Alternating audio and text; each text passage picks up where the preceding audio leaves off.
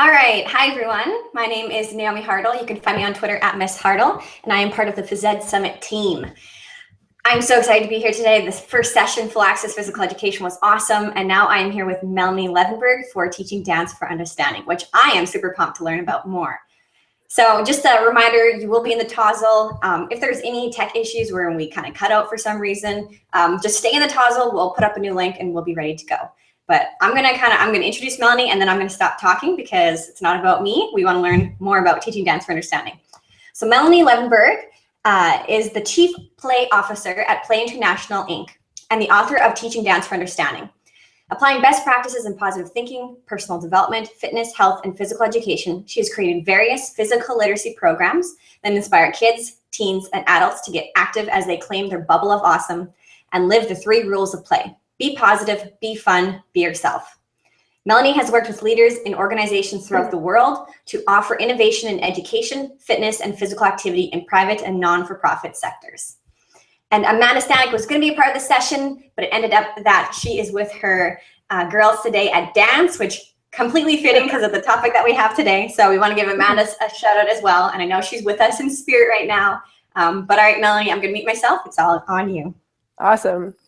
Hi, everyone. I'm really excited to meet all of you. I'm going to jump right into the presentation. And so you're not going to see my face, just the slides. This is actually my first time doing an online webinar. So I'm usually the one who has music and dancing. So I'm really excited about this new challenge and so excited to be part of the Phys Edagogy team. So thank you guys for organizing, and Naomi with all your help this week.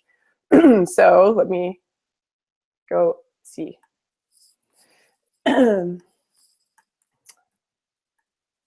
We're good. Okay, so this session is called Teaching Dance for Understanding. Some of you might know Teaching Games for Understanding, so it's a spin-off on it. If you know it, awesome. And if you don't, then it's something that you can definitely look into after this session. If you are not familiar with Teaching Games for Understanding, there's an amazing bunch of sessions in this Phys Edagogy Summit that you can participate in. So there's definitely a big link between the two. Now today I'm introducing the concept of Teaching Dance for Understanding and how the 6 phases can help you create a really engaging and interactive unit within your PE program for dance. So before we start, I would like to ask you to go into the TAZA link and, using 8 words or less, write how you feel about teaching dance right now. So go into the Google Forms and it's posted on there. It's written "Mine's on." You just click on the survey and complete it.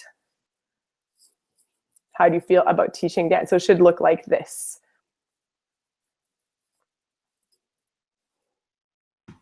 I'm not sure I see the link.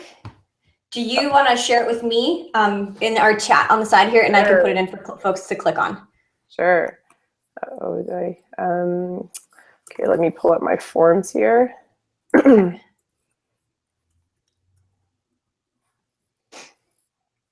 Oh, it's saying the web page is not available. Okay. So let me pull up the link here, and I will find a way to send it to you. Okay. If you want to send it to my email, that would work too. Should I chat it to you? Sure. Yeah, chat works as well. Thanks for your patience, folks. Yeah. I see it in my tozzle. So do I have to, does anyone else see everything? Or I guess I should ask you, Naomi, do you see all the other stuff in tozzle? Let me refresh my screen. Oh, just wait. Oh, now maybe it's my issues. I had to refresh my screen. I see everything now. Yes. Okay. Yep. Nope. The survey is totally there. My bad. Okay. Go ahead, folks. All good. Note to self: refresh your screen. That's perfect. Are we still on the presentation, Naomi? Nope. Just on you. Oh, so let's try this again. Back to share screen. Thank you guys for your patience. Thank you, and I'm just going to be quiet from now on. Okay, here we go. All right, perfect. So thanks for participating in that, guys.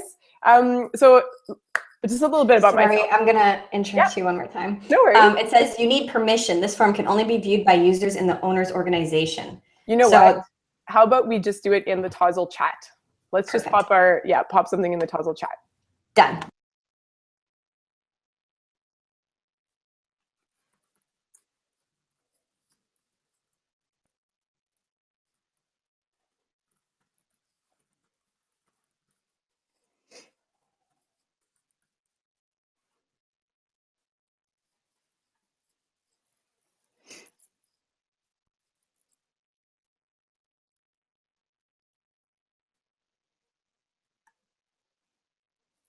Good answers.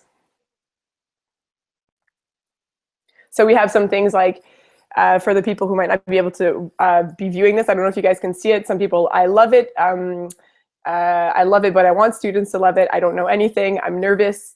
I love it. The kids hate it. I give it my best shot, but I have no rhythm. I love it, but some kids are reluctant. So perfect. So if anyone's joining in later, we can keep adding on to this. But the whole idea of why we do this pre-assessment is I like to know where you're coming from, because, and that's why I put this bio slide up here, is that I need you guys to know that I'm not here because I'm a professional dancer. I'm actually a phys ed consultant, and I now own my own company called Play International Inc. As I was going through my education, I got a kinesiology degree. I have a master's in education and curriculum teaching and learning.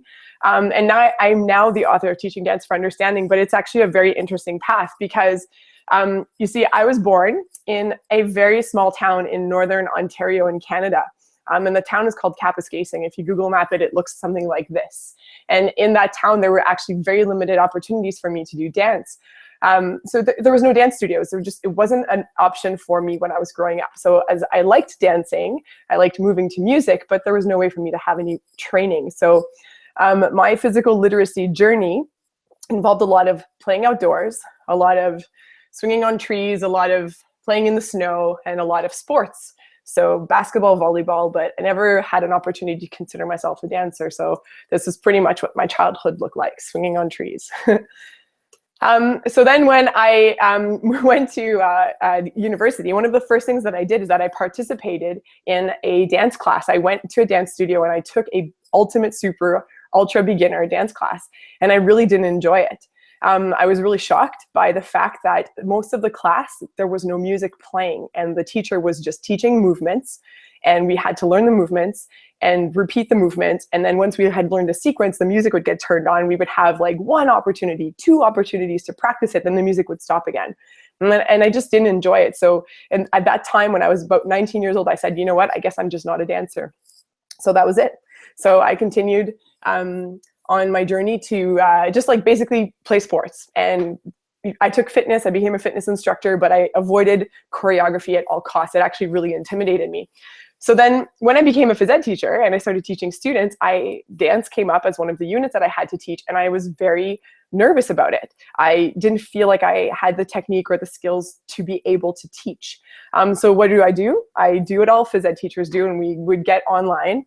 Back in the day, it was Yahoo, and there was no video streaming, so it was library, VHSs, and we would look up resources. And what I found is that a lot of the stuff that I was finding for resources for dance out there had a lot to do with this: swinging your partner round and round, getting on up and getting on down.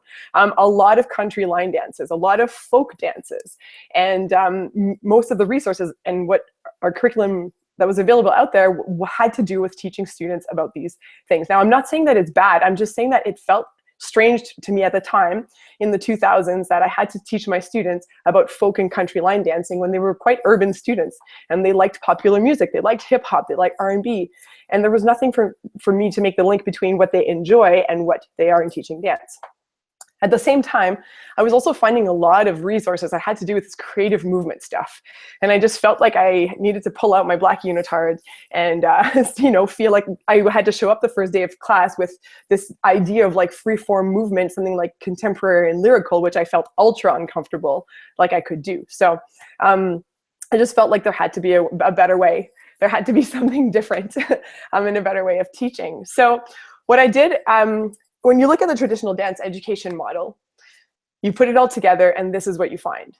Typically, you're told to do creative movement at the beginning. So most of us are told when you start dance, the first lesson should be creative movements. The students come into the room, the students listen to music, and the teacher just says, just move around the space. However the music wants to move, make your body want to move, that's what you do.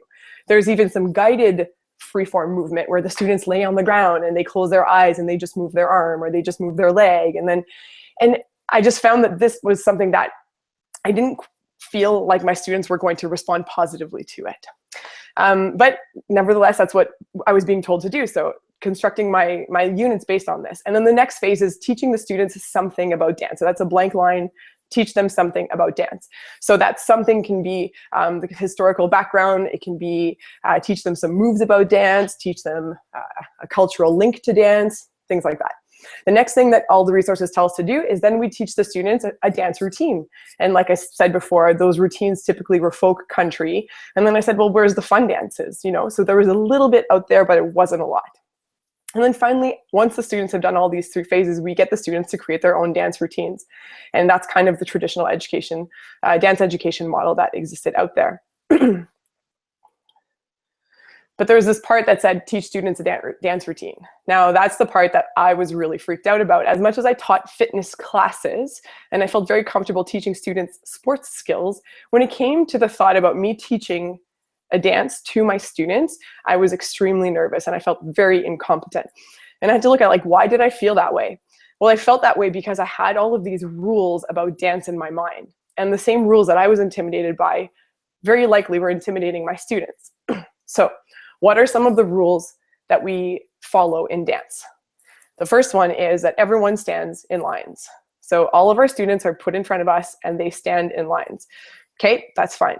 So in this context, immediately there's the idea of a correct way of moving and an incorrect way of moving, a correct direction of moving and an incorrect direction of moving. So when students think dance and they think, ugh, I don't want to do it, it's because they don't want to fail. They feel like already when they picture themselves in a lineup of people where everyone's putting their hands up to the right and they're going to be putting their hands up to the left, and that's going to be embarrassing for them and they don't want that. So the next thing, another rule of dance that we follow is that the teacher's at the front, and you know, the teacher, oh, my alignment's a little off. The teacher is at the front and we are leading the students, okay? That makes me a little bit nervous because that means everyone's watching me as a teacher. Do I have the skills? Do I have the ability? Will I remember what to say? Because one of the things that I know about dance is that there's a lot of choreography and there's a lot of steps that I have to remember. So how am I going to remember all of these moves and all these steps? Back in the day when I was teaching, like I said, there was no Google. There was Google, but there was no YouTube. So when I looked at dance resources, it was pages and pages of choreography, left, tap, foot, turn, spin, 4 of these, 2 of these. And it really scared me to have to remember all of these moves. There's also the idea of the right foot, left foot. And for students who feel like they don't have that they have 2 left feet, it's very hard. Am I going to actually be able to do these moves? And then finally, as a teacher, do I have the technique? Like I have to, if I'm teaching my students this, like I don't even feel like I'm a dancer. So how do we do this? And so putting all this together, no wonder it left me feeling like this. It was a mix of emotions. I'm excited about dance. I really want to bring it to my students. I personally enjoy dancing, but I don't feel like I'm a dancer. I'm confused by my curriculum. What am I supposed to be teaching them? I'm confused by the way that I'm structuring it. So I said, hold on a second, hold on. How do we take all of this complication with dance? And why is it that it's one of the only topics in my entire curriculum that I'm so intimidated by? Why am I even teaching dance? I stopped and I went back to the root of what we're doing and why we do this. And so why do we teach dance in schools? Well, if you look at our curriculum and you look at our motivation as phys ed teachers, it's because we want to expose students to different types of physical activities. Dance complements sports, it complements games, it complements all of the other components that we have in our physical education program. And it's very valuable because it is a very different kind of experience. We want to offer that to our students. We want to create lesson plans that build off of our students' interests, right? We want to keep students active and engaged in learning. When I was looking at those dance resources, a lot of what I saw was students standing still, students waiting to be told what to do. And also a lot of classroom management issues with students who just don't want to stand in lines. We want to give students the opportunity to develop positive attitudes about active living and especially about dance. Give them a chance to learn about themselves, their culture, and their identity through dance, because dance does play such a huge part of our identity and a lot of our different cultural backgrounds that we see with our students. Dance is a part of what we can help them understand about themselves. And then we also want to give students the confidence to bust a move in any future social situation. So, it's really hard to get through life without being put in a situation at least once where you're going to be asked to dance. So instead of creating movers that say no when it comes time to dance just because there's music there, can we create confident movers who say yes and get out there and are like, yes, I want to dance, I want to enjoy myself, I want to be social. So knowing that this is the foundations of what I wanted to build off of, I looked at what other models in phys ed were working for me. And teaching games for understanding was by far my most favorite model and approach. I love how this model flipped sport education and game education on its head. So instead of focusing first on skills, then drills, then game, you flip it by starting with games, starting with the experience, and then from there building and using inquiry-based learning to get students to understand and contextualize their learning. Why are we learning what we're learning? How will this help me achieve in this game or this sport or this whatever activity? So why couldn't we take this approach and apply it to teaching dance? So teaching dance for understanding came about. So the same phases that we go through with teaching games for understanding, teaching dance for understanding has a very similar approach. The first thing that we focus on is creating a playful experience where students can play with dance. So they're experiencing dances, they're learning dances, but they're doing it without the rules, the traditional rules of dance that we were looking at earlier. So standing in lines, having a right foot, having a left foot, having all of this complex choreography. So we take away all of those elements and we allow students to have a playful experience. Once they've had a playful experience, we then move on to dance appreciation, where students can learn about dance. They can learn different things about dance.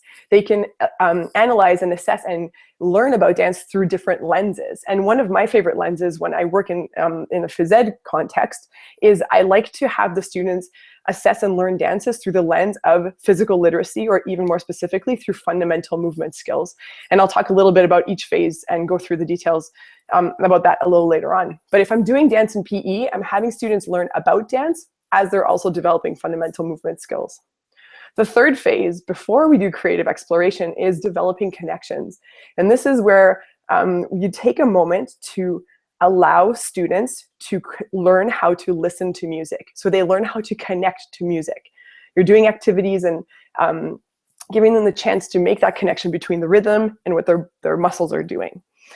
You're also helping them connect to themselves, how they feel about dance, some strategies that they might need in order to be successful at dance. And you're also helping them learn how to work with one another. So taking the time to communicate that dance is something that we do as a group in curriculum, and that there's going to be some skills associated with participating in dance as a group together and fostering those skills and teaching them about those other skills, those life skills, those communication, those teamwork skills together.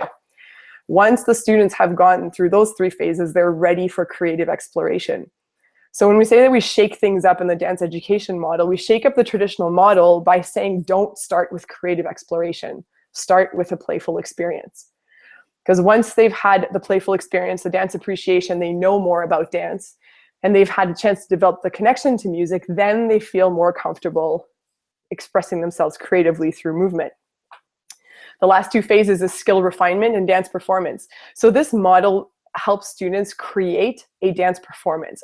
Almost every educator that I've ever worked with has always said, I want to do dance, and my expectation in my dance unit is that I want the students to eventually be able to create a dance themselves that they present to others.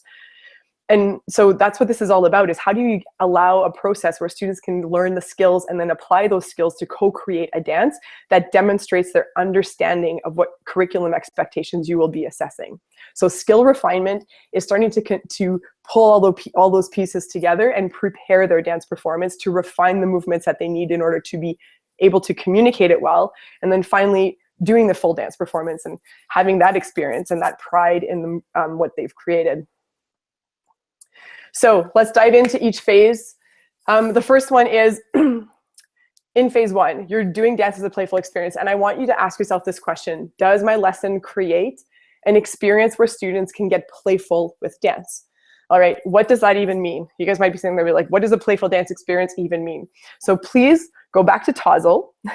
And in TOZL, you will find TDfU Playful Experience Sampler. It's a video. I think it's 3 minutes long. And so I'll let everyone, come out of screen share, and I'll let everyone watch that video. So it's about 3 minutes long, and we'll put the counter on now. I'll watch it with you, and I'll see you back in 3 minutes.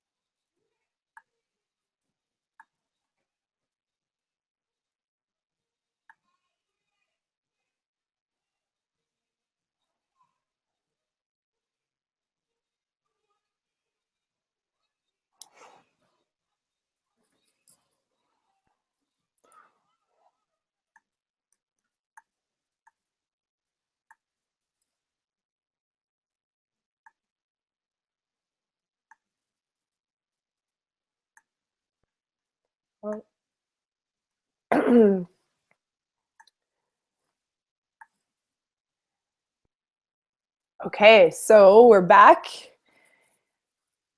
And so there's a lot of things that you probably saw in that. I don't know if any of you have ever seen an experience like that before, but that's dance as a playful experience.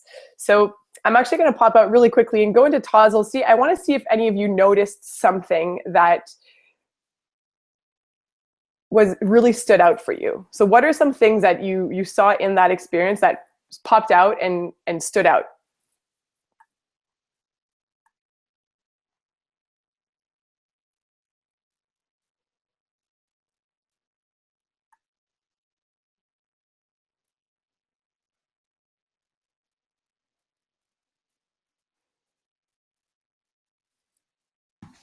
Melanie, I was going to say, if you scroll up a little bit, there's some comments at the very beginning. Oh, cool. Awesome. Yeah. Seth said, great video. Love the freedom. Oh, people are typing it in and it's not staying for me. Yeah.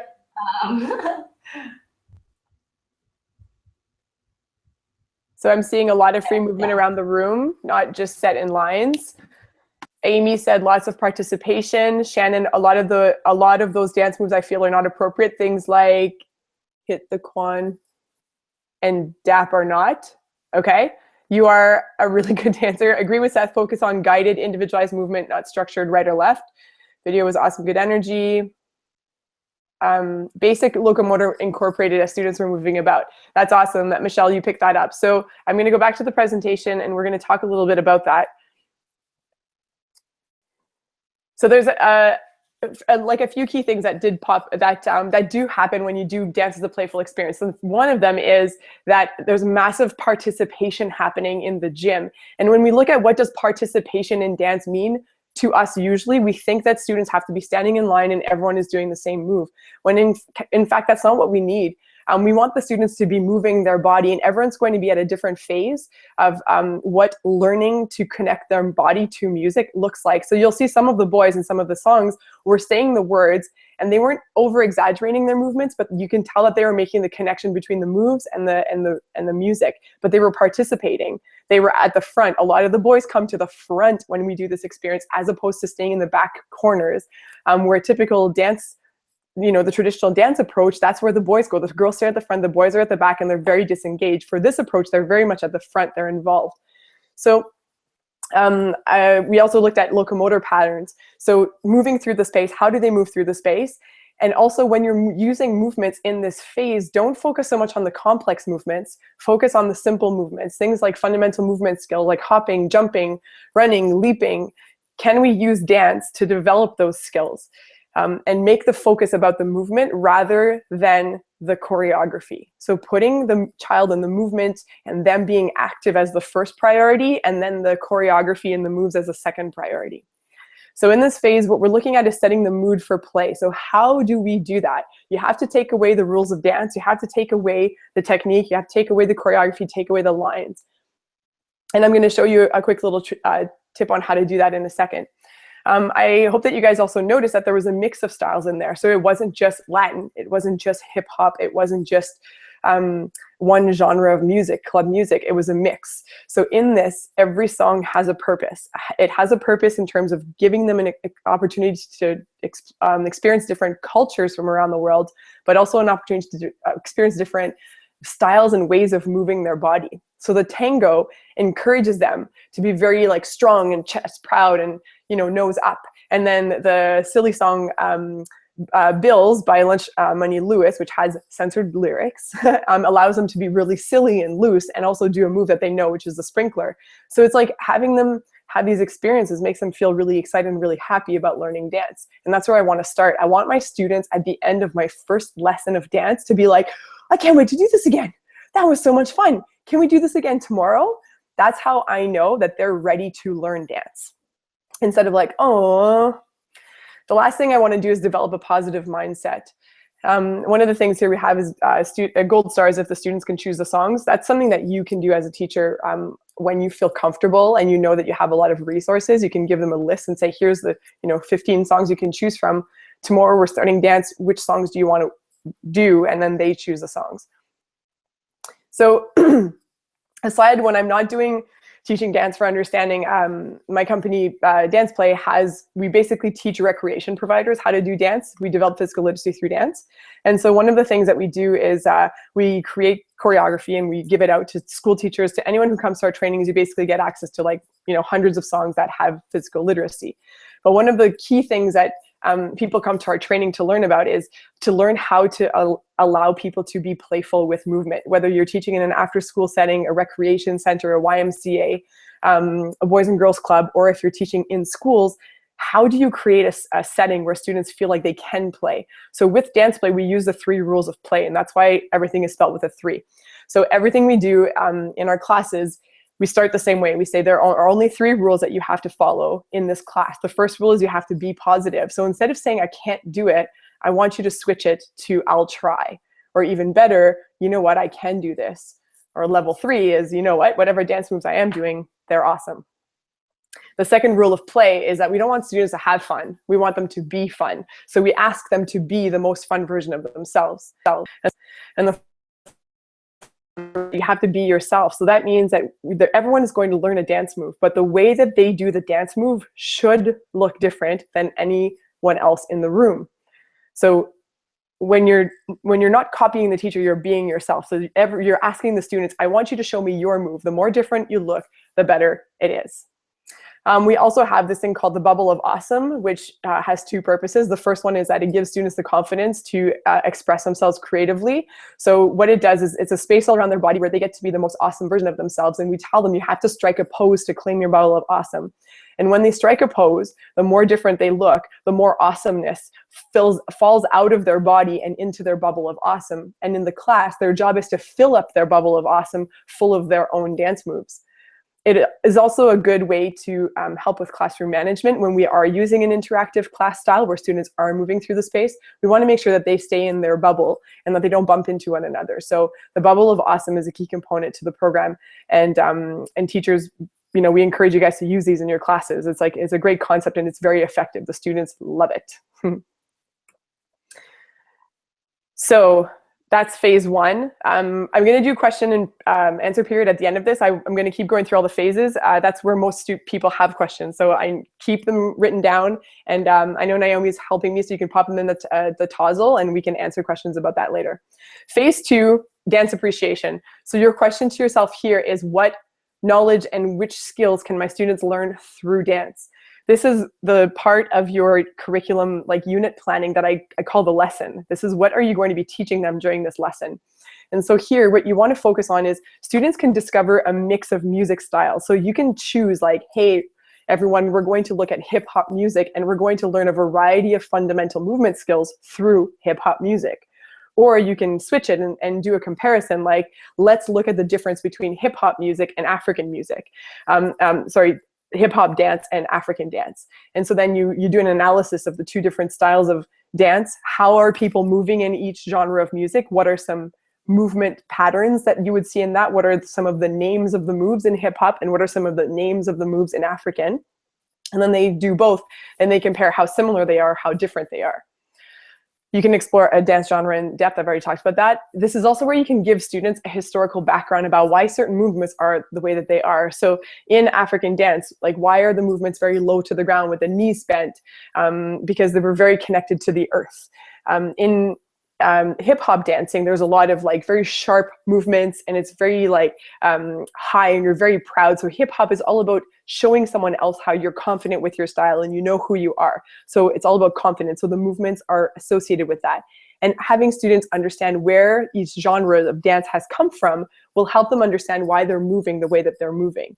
So again, here, there is no right or wrong way of doing a lesson. You get to choose what you want to teach and focus on in the rest of your unit. And this is where you would bring in that background information that they need in order to explore the genre or the dance or the music style. In Canada, we do a lot of work with First Nations dances, so we can link, and this is not just in Canada, it can be anywhere, but cultural references and meanings. So why are dances are movements a certain way? So sometimes it's because there's a certain meaning behind a movement. So for example, in First Nations powwow dancing, you can see some mimicry of birds, because for them, the symbol of the bird is important for their spirituality. So just things like that, where the students are understanding about culture through dance. And again, gold star is that you have students choose what their inquiry question is going to be. Now, teaching dance for understanding starts with an experience. Students experience dance, and then students, you can help them, you can facilitate through inquiry-based learning, have them develop a question. So one of the questions that we did a few weeks ago is, how is the fundamental movement skills jumping used in different genres of dance? And that's the guiding question that will take us through our entire unit. We're going to be creating a dance at the end of our unit using the fundamental movement skill jumping and different kinds of jumping. So in my dance appreciation section, what I'm doing is we're looking at what is the fundamental movement skill jumping, how do we even do it, and then how is it used in different genres of dance. So jazz, African, hip hop, krump, bhangra. And I would give them background information. I would let the students watch videos. I would let them try it. I would play music from those genres, and they would try the different styles. So they're learning that fundamental movement skill and connecting it to different dance genres. I also encourage phys ed teachers to think about your fundamental movement skills and how can you integrate this into your unit. You want to make sure that students know about the fundamental movement skills so that they can then use it later to create dances. So I make a point in this lesson and the next lesson to make sure that they have the opportunity to discover leaping, jumping, galloping, throwing, balancing, but doing that to music. So can they take these ideas and then connect it to music to create some movements? I always have those two categories, because depending on where you're from, there's a set list of fundamental movement skills, or there's a very broad list of fundamental movement skills. So twist and bend and spin is very contentious sometimes in Canada, depending which province we're in. Is it a fundamental movement skill, or is it something else? So I just add it all in. The other thing that we talk about, if you're using dance to address your dance arts curriculum, depending on where you live in the world, there's different, dance lives somewhere different. Sometimes it's with phys ed, and sometimes it's outside of phys ed within the arts curriculum. So if you are doing a cross-curricular unit, and you do want to bring in the elements of dance, in Ontario, we call the elements of dance body, space, time, energy relationship.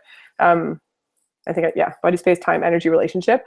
In Alberta, they follow the Laban's movement analysis at elements of dance. In the States, you have base. In Australia, you have space-time relationship dynamics. So depending on where you live, there's basically these elements of dance, or what, you can call them principles of movement. But really, this is a lens that you learn and analyze dance through. So what are different ways that my body can move? And how can I change the ways that my body moves? What are different energies that I can use to do a movement? So is it a soft movement? Is it a sharp movement? Is it a burst? Is it a melt? So it's just a way for students, again, to expand their vocabulary and experience of movements beyond traditional sports. And what they learn here, they can also apply to sports. And finally, I also like to make sure that teachers are thinking about incorporating living skills and core competencies into your dance unit. So these are the soft skills, your interpersonal skills, your ability to work together in teamwork, creativity, personal skills, all of those things, interacting safely. Our curriculum in Ontario and British Columbia requires us to weave the living skills and core competencies within participation. So you're not just participating actively by moving your body in dance, you're also doing so safely. So I'm going to safely move my body while I'm doing dance activities. I'm going to use my communication skills to share my dance movements with my peers. I'm going to listen to others in my group as we create dances. So those living skills are integrated within the experience. So students have to know about them. This is the teaching lesson. This is an example of setting your learning goal and your success criteria. I don't want to spend too much time on this because we can go on and on about assessment, but this is a way for you to pull out the keywords and draw out exactly what they're going to be focusing on. So today we're learning on proper technique for fundamental movement skills as we participate in dance activities. I always call the learning goal the ship that sails on the sea of core competencies. So the core competencies are always there, they're always being woven into it. And then once we have our learning goal set, we can look at what our success criteria is for specific fundamental movement skills that you would look at in one lesson. So hopping, what is a proper technique for hopping? What does that look like? Same thing for balancing, same thing for skipping. And then moving forward, what's our success criteria for participating in a dance specifically? What does it look like? So a success criteria for what does it look like when I participate in dance is I'm moving my body to the same rhythm as the music. So it's not just participating, you're doing it to the lens of participating in dance. And the students are creating these with you. You're not telling them what they are telling you what they are. So they're co-constructing that success criteria with you. Which takes us now to our third phase, which is developing connections. So ask yourself, now that my students have had an experience in phase 1, they know movements, they've had a chance to dance, they've had a chance to be active, and I've now in phase 2 given them background information about what we're going to learn. So whether it's the historical context, the movement skills, whatever. Before I go to creative exploration, I want to make sure that I develop connections. So how does my dance unit allow students to create those connections? And what we're looking at here is 4 different kinds of connections. Connections to music, connections to self, connections to others, and connections to prior learning. So I always say, when you look at the dance studio world and people who do dance, when you're 3, 4, 5, 6 years old and you go to an after-school dance program, they will spend the time doing music movement activities. Even some of your kindergarten grade 1, 2 classes, you might hear it happening if you have music program in your school where there's clapping and there's rhythmic, there might be drumming, and it's great. You're teaching students about how to connect their mind, brain to their muscles. But what happens is, as time goes on, as the students get older, we kind of neglect this. So all of a sudden a student is in grade 6 and it's a dance unit, the thing that pretty much terrifies them more than anything in life, him or her. And one of the first things that we're asking them to do is we put music on and we're saying, hey, just move around to the music. Super awkward. See, they feel self-conscious. They don't want to move around. They feel like their body is this foreign thing. And it really is, because when you're in grade 6, 7, and 8, every time you go to bed at night, you're hitting puberty. So you're like growing, and I was making an exaggeration here, but you're growing like 1/4 of an inch, right? 1/8 of an inch. And so all of a sudden what you could do before with this like, step, clap, you can't do it anymore because your arm is literally longer. The neurons between, like the extension between your brain and your muscle, all of those fibers, everything has to grow again, and that connection has to be rebuilt between what your brain hears and what your muscles are doing. So don't forget about the connection to music and having it every year in your program to make sure that everyone can hear the music and practice that rhythm. Because when people say, I don't have rhythm, it's probably because you had it before you lost it, or you were never taught how to hear it. Everyone can learn rhythm. It's just something that you have to practice.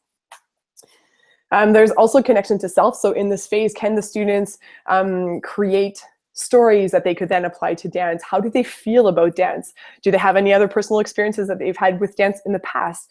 You can even have students share about their own culture and how dance is a part of their culture, and then share that with the class, so they're understanding themselves more. We also make sure we take the time to create opportunities for students to work together to learn about how dance performance involves everyone being part of a group and doing their part to make it work. So I just looked at the time, so I'm going to skip past this one.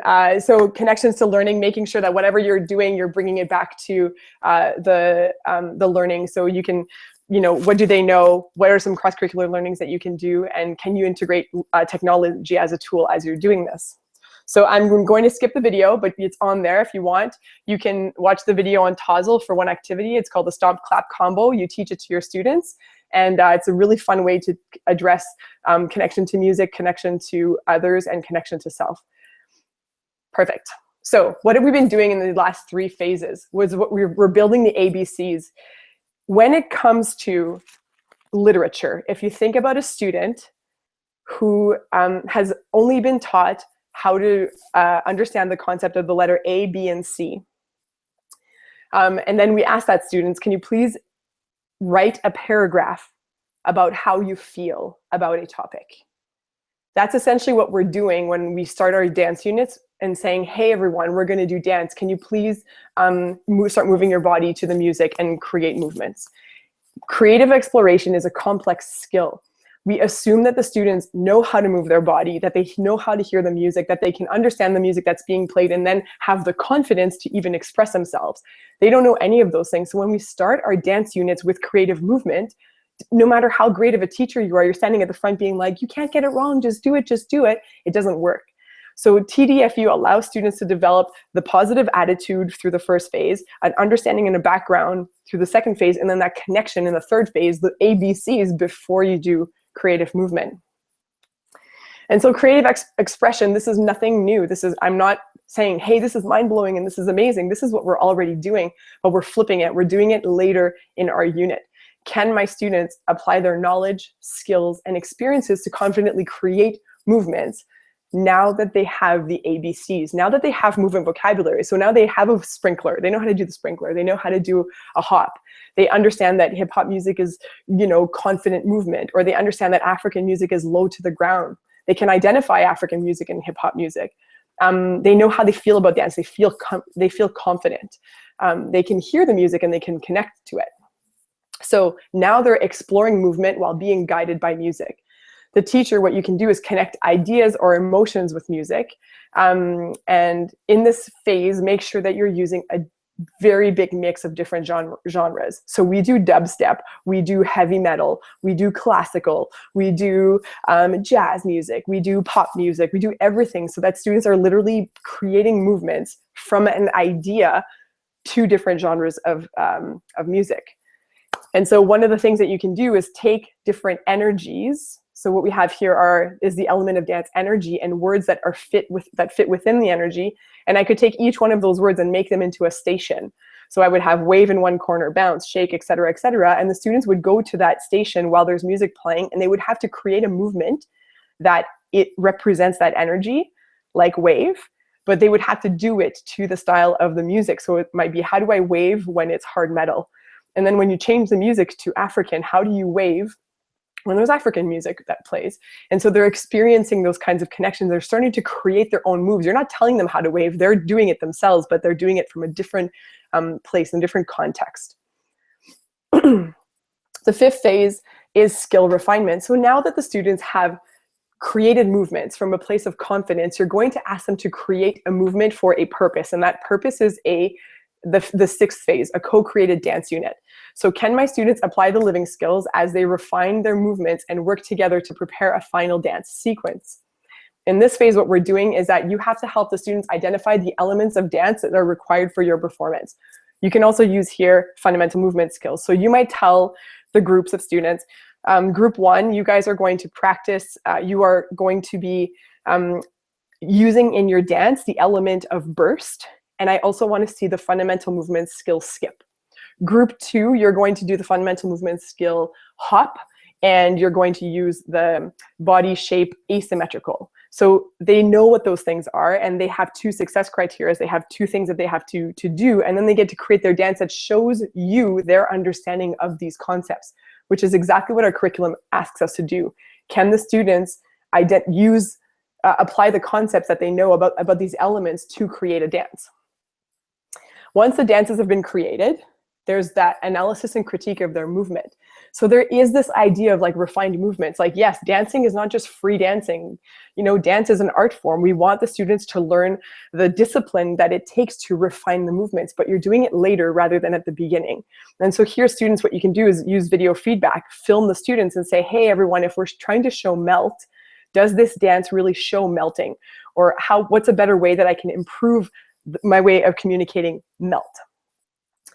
So once we've got that feedback, then it's time for the dance performance. And then here it's like, can my students move confidently as they demonstrate their learning through their dance performance? So I think we have time for it. Yes, we have a little bit of time for it. But I really want to do some questions, and I know we only have 2 minutes. So there's a dance performance video that is on there. And what you'll see here is all of the groups are doing their dances. And it's co-created. So one part, everyone is doing the same moves, and I've told them what those are. And then in other parts, each group is doing their own dance. I don't have the students present alone. I have them present at the same time. I film it, and then I watch it for the assessment. So I'll let you watch that performance afterwards. And I'm going to skip forward. I'm going to post this entire presentation on the TOZL right after this so that you have this information. And I'm going to skip to questions. Perfect. Yeah, I was going to say we have a couple seconds. Seconds. That's it. That's all you get. No, a couple minutes. Yeah, we can go for about 2 or 3 more minutes. So if you have any questions, please push them into the TOZL so that I can start asking Melanie. One of the questions that Diana had was, Do these phases fit into any grade levels? So all of the phases fit into, let me see if I can, all of the phases are to be used in any grade level. So if you're doing grade 1, what you're doing is you're in the dance appreciation part, you're teaching them about body. So you would have a playful experience, and then in the dance appreciation section, you would say, hey, we're learning about body. What are different ways that I can move my body? And then, developing connections for grade 1 students is literally just learning how to repeat clap. Whereas a grade 6 or 7 student, you would be doing like a more complex stomp and clap. So it's adjusted to each grade. This actually applies to anyone from kindergarten to grade 12. And what gets taught is depending what your curriculum tells you to teach. It's hard without the conversation. Yeah. Everybody nod your head if you agree. Yeah, exactly. Thank you. Everybody do a couple jumping jacks. Come on. Yeah. Perfect. And Mackenzie also answered it. Yes. Yeah, she had. Okay. Well, I was going to say, it doesn't look like there's any questions left. So we will, we'll answer one more question from Jonathan. So is there a place within this model to teach more organized dances?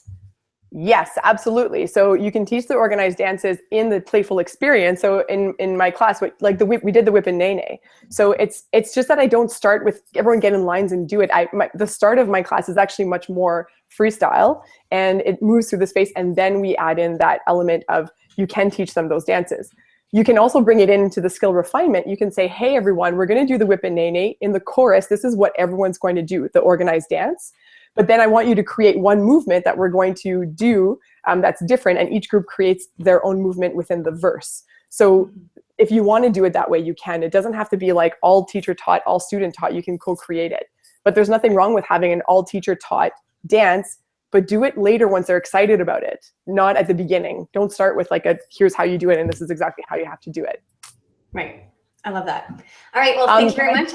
Yes. Can I just say there's dances. So in the Tozzle, you'll see that I put video tutorials for some dances that are playful. So there's got the tutorial video, and all of the notes are on tdfu.net. So if you're looking for resources with like the dances and the videos and what does this look like, it's all on tdfu.net. So go check it out there. And then we've had people ask us questions. They're creating their dance unit, and they're saying, hey, I've got this thing. Can you give me some help? Just email us. We have a few people who are helping us manage this, and we'd love to help you guys figure that out. And then share with other people the resources. Perfect. Yeah. So I got to move on to the next one. So if you have any questions, I know Andy here has a question. So Melanie, if you want to jump into the Tozzle after this and just answer those questions for the folks, that'd be fantastic. But thank you so much. I learned a ton, and I was like, I need to get back in the classroom so I can start doing this stuff again. Awesome. I integrate into what I'm doing, at least in my position now. So thank you very much. Thank you to everybody who attended with us, and we will see you in the next session. So, all right. Perfect. Have a great day. I'm hopping in the Tozzle now. Okay, cool. Thanks. Perfect. Bye. Yes. Bye. Oh, one more thing. The survey will be posted on the homepage for Phys Ed Summit 4.0. So you can go check that out. It'll be posted at the end of the summit. All right. Bye, everybody.